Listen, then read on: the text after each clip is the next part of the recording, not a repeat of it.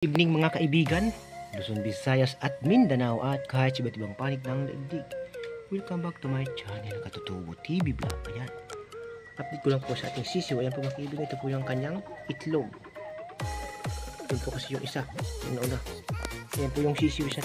So kunin na po natin siya mga kaibigan at excuse me, dadalhin na po natin dun sa kulungan po mga kaibigan sa kanyang kasama. Ayan. So tanggalin na po natin siya dito sa kanyang saksakan. Tanggalin na po natin sa mga kaibigan galing sa loob. Time out muna po tayo.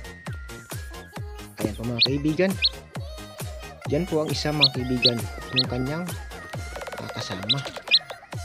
So magkapatid po sila ito mga kaibigan. So disclaimer lang. Ayan. Ito yung ating bitawan doon. Ayan, yung kanyang kapatid. Ayan. Yung kanyang kapatid mga kaibigan. Ito po yung pinakahuli. Ayan mga kaibigan. Hindi naman po yata siya inaaway ng tatlo.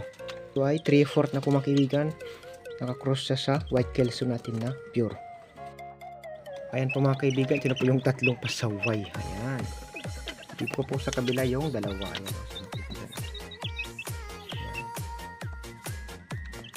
So lagi pa po natin ito ulit mga kaibigan ng ipa para hindi ko magkalat yung kanyang ipot. Ayan.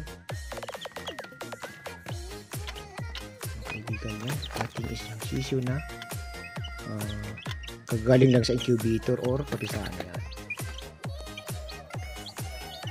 Ikat po natin sa mga kaibigan. So ayan po mga kaibigan, tapos tayo maglagay ng patuka dito sa kanyang patainan. So itong tubig niya mga kaibigan ay dito sa kanyang manilaki. So ito po ay para sa kanyang manilaki. So lagyan po natin ito mga kaibigan ng Vitamin Pro. Pero yung nandun mas kabila mga kaibigan, yung sisiw na yun ay patukain lang po natin dito. Tapos papainumin lang po natin siya sa painuman, hindi po dito mga kaibigan, kasi hindi po niya ito. Hindi ko na po yan ito pakita mga kaibigan. Hindi ko na po siya bibidyohan. Ayan. So hanggang dito na po mga kaibigan. Maraming salamat po sa inyo lahat. Update ko din po kayo sa mga susunod pang araw dito sa kanila. Mga susunod na nangyari sa kanya mga kaibigan. Napisa na po yung kauli-uling itlog. Ayan na po yung sisiw niya mga kaibigan. Yung sisiw niya nasa baba. Sila po yung nandyan mga kaibigan. Ayan. Tumutuka na po siya mga kaibigan. So hindi naman po siya sinasampok. Hindi naman po sila sinasampok nitong tatlo. Ayan. Kala ko siya binibira sila eh. Mukhang mabait naman. Kakasundo naman ho sila. Ayan. So i-upload ko na po kayo sa sunod mga video nito mga kaibigan kung ano po ang nangyayari sa kanila. Yan, tumutuka na po siya mga kaibigan. Yan mga kaibigan, mamaya tigil lang pagtuka ay mga kaibigan. Pag busog na ho siya, papainumin po natin siya ng Vitamin Pro. Sisipirit po natin siya para makainom po siya ng solid, pati po yung kanyang kapatid.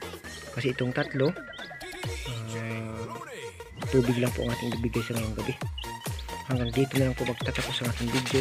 Maraming salamat po sa inyong lahat mga kaibigan. Hanggang sa muli.